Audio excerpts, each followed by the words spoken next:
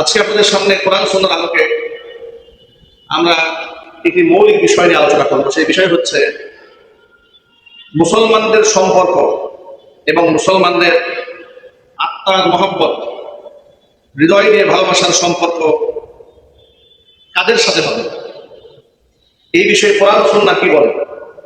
অমুসলিমদেরকে রক্ষাকারী বানানো কিংবা অমুসলিমদেরকে বন্ধু বানানো কিংবা হিতাকাঙ্ক্ষী ভাবা কিংবা অমুসলিমদেরকে বিশ্বাস করা, তাদেরকে নিজের পাহারাদার মনে করা, বিপদে পাশে দাঁড়াবো বলে বিশ্বাস করা, ইসলাম কতটুকু সাপোর্ট করে সেই বিষয়ে কোরআন সুন্নাহ কি বলে। আমরা কোরআন হাদিস থেকে বিষয়টি একটু ঘেঁটে দেখার চেষ্টা করবো আমরা ইনশাআল্লাহ। এই কথাগুলো আপনাদের সামনে বলার উদ্দেশ্য হলো, বর্তমান সমাজে পৃথিবীর বিভিন্ন মুসলিম দেশের রাজা বাদশাদের সাথে ইহুদি খ্রিস্টানদের খুব ঘনিষ্ঠতা,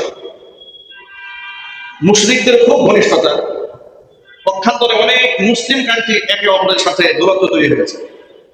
ঠিক না ঠিক বলেন? মুসলিম হয়ে আরেক মুসলমানের সাথে যদি দুশ্মনী থাকে, এটা একটা বড় প্রমাণ লক্ষ্য করে দেখুন। পাকিস্তান একটি মুসলিম দেশ, আফগানিস্তান একটি মুসলিম দেশ, দুই দেশের শাসকই মুসলমান। এমনকি আফগানিস্তান হচ্ছে পৃথিবীর মধ্যে সেই মুসলিম রাষ্ট্র যে মুসলিম রাষ্ট্রে বর্তমানে পৃথিবীর এই গ্রহের মধ্যে সবচেয়ে বেশি শরীয়তের আইন রাষ্ট্রীয়ভাবে কার্যকর হয়েছে যে দেশে, সেই দেশের নাম হচ্ছে আফগানিস্তান। পাকিস্তান হচ্ছে সেই রাষ্ট্র যে দেশের নামই হচ্ছে পাকিস্তান, মানে হচ্ছে পূর্ণ ভূমি, পবিত্র জায়গা। ধর্মের ভিত্তিতে রাষ্ট্র ভাগ হলো, সত্যই ছিল শরীয়তের নীতিমালার উপরে দেশ এবং রাষ্ট্র পরিচালিত। তাহলে সেই দেশের শাসক গোষ্ঠী শরিয়া কায়েম হয়েছে যেই দেশে, সেই দেশের শাসক গোষ্ঠীর সাথে যুদ্ধে রত হবে, এর চেয়ে মুসলমানদের ব্যর্থতা, লজ্জা, শরম আর কি হতে পারে? কথা ঠিক না ঠিক বলেন? যুদ্ধ তো হওয়া দরকার ছিল মুসলমানদের সাথে, পাকিস্তানের সাথে ইসরায়েলের যুদ্ধ হওয়ার কথা ছিল, আফগানিস্তানের লড়াই হবে ইসরায়েলের সাথে, কিন্তু পাকিস্তান আর আফগানিস্তান তো লড়াই হতে পারে। সেটা কেন হলো?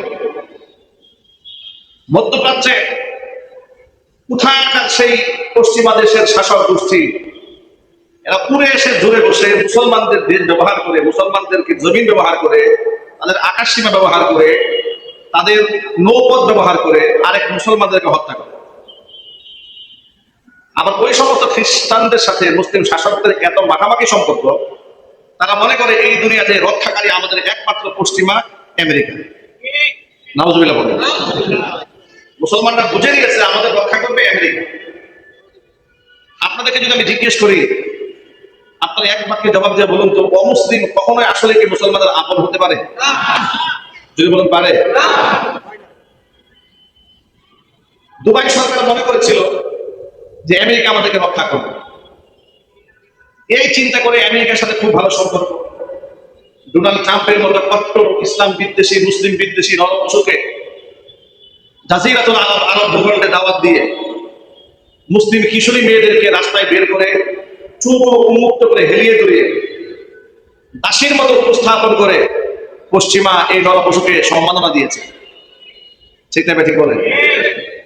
আমাদের পার্শ্ববর্তী দেশ ভারতের ইসরায়েলের নব্য প্রধানমন্ত্রী জালেম স্বৈরা শাসক, গোটা দুনিয়ার কুখ্যাত সন্ত্রাসী নরেন্দ্র মোদী। এই নরেন্দ্র মোদী গুজরাটের কসাইখুনি, যার হাতে অসংখ্য মুসলমানদের জীবন গিয়েছে, অসংখ্য মুসলমানের ঘর ঘরে আগুনে পড়ে ছাই হয়েছে। এখনো পর্যন্ত ভারতের মুসলমানরা স্বাধীনভাবে বসবাস করতে পারে না। রাস্তাঘাটে দাঁড়িয়ে ধরে পিটানো হয়, বুরকাও পরা মেয়েদের হিজাব টেনে খুলে ফেলা হয়, রাস্তাঘাটে এদেরকে হোলি উৎসবের নামে যুবতী মেয়েদের গায়ের মধ্যে রং মেখে দিয়ে নির্যাতন চালানো হয়। এমন একজন কুখ্যাত সন্ত্রাসীকে দুবাইয়ের মাটিতে ডেকে নিয়ে সর্বোচ্চ নাগরিক সম্মাননা দিয়েছে দুবাই সরকার, সোনার মেডেল উপহার দিয়েছে। নাউজুবিল্লাহ পড়েন। তারা ধারণা করেছে কাফেররা আমাদেরকে রক্ষা করবে। এমনই রক্ষা করেছে, যখন মিসাইলগুলো ইরান থেকে আসলো, ব্যালিস্টিক মিসাইল, তখন আমেরিকা পারলো না তোমাদের রক্ষা করতে।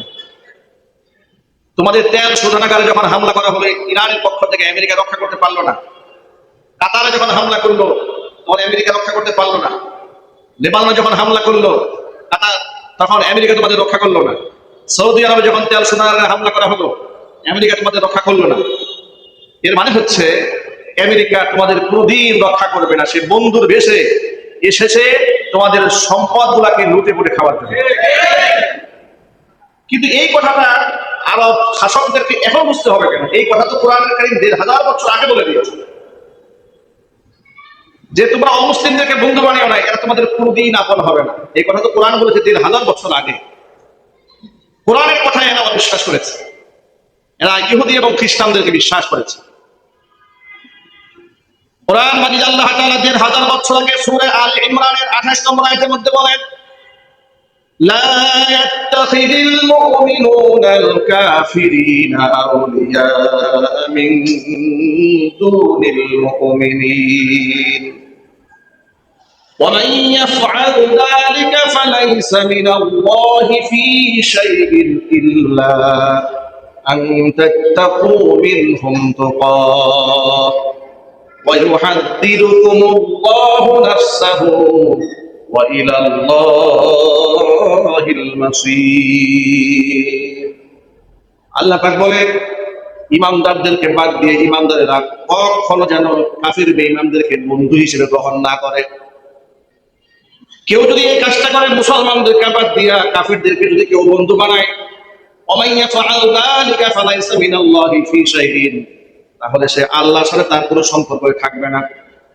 তবে ইল্লা আন তাত্তাকু মিনহুম তুকাহ, কেউ যদি বাহ্যিক সম্পর্ক রাখে কাফেরদের ক্ষতি থেকে বাঁচার জন্য, মৌখিক সম্পর্ক, আত্মার সম্পর্ক না। দেখবেন কিছু কিছু মানুষের সাথে বন্ধুত্বপূর্ণ সম্পর্ক রাখা যায় না, কিন্তু এত জঘন্য মানুষ আপনি দূরত্ব তৈরি করে রাখলে আপনার ক্ষতি করবে। এরকম লোক সমাজে আছে না? যদি আপনি দূরত্ব তৈরি করে রাখেন আপনার ক্ষতি করবে। এই ক্ষতি থেকে বাঁচার জন্য একটু হাই হ্যালো সালাম কালাম দিয়ে কোনো মতে এর সারা রাত থেকে শয়তানি থেকে বাঁচার জন্য যদি চেষ্টা করেন, কোন নিয়তে হাই হ্যালো করেছেন সেই নিয়তের খবর আল্লাহর আছে না নাই? যদি বলুন, আল্লাহ পাক বলছেন ইল্লা আন তাত্তাকু মিনহুম তুকাহ, যদি কাফেরদের অনিষ্টতা থেকে বাঁচার জন্য মৌখিকভাবে কাফেরদের সাথে একটু খাতির রাখো, এতে তো কোনো অসুবিধা নাই। দেখো এই কথাটি কোরআন মাজিদে সূরা নাহলে আল্লাহ পাক আরেকটু ভিন্নভাবে বলেছে যে তোমাদের পরিস্থিতি যদি এতটা খারাপ হয়, মান কাফারা বিল্লাহি মিন বাদি ঈমানি, একে তো তোমরা ঈমানের উপর থাকবে অবিচল এবং অচল, কিন্তু অবস্থা যদি এমন হয় ইল্লা মান কুফরিহা ওয়া কলবুহু মুতমাইন্নুন বিল ঈমান, মুখ থেকে তোমাদের কুফরি শব্দ বের করতে তোমরা বাধ্য হয়েছে। যেমন ভারতের গুজরাটের উদাহরণ দিয়ে বলি, সেখানে মুসলমানেরা রাস্তা দিয়ে চলছে, বৃদ্ধ একটা মানুষকে হায়নারা ধরেছে, কট্টরপন্থী উগ্রবাদী হিন্দুরা ধরেছে, ধরে মুখের দাড়িতে খামসায় ধরছে, খামসায় ধরে বলে জয় শ্রীরাম বল, নয় কল্লব রায়। এরপরে মুখের মধ্যে দাড়ি ধরে বৃদ্ধ মানুষকে ঘুষান শুরু করেছে। এখন এই বেচারা বাঁচার জন্য বলে জয় শ্রীরাম জয় শ্রীরাম। কোরআনে কারীম ১,৫০০ বছর আগেই বলে দিয়েছেন মান কাফারা বিল্লাহি মিন বাদি ঈমানিহি ইল্লা মান কুফরিহা, ঈমান আনার পরে কেউ যদি কুফরি করে তবে বাধ্য করা হয়েছে, কিন্তু কলবুহু মুতমাইন্নুন বিল ঈমান, কিন্তু ঈমানটা কলবটা ঈমান দ্বারা পরিপূর্ণ। সুবহানাল্লাহ।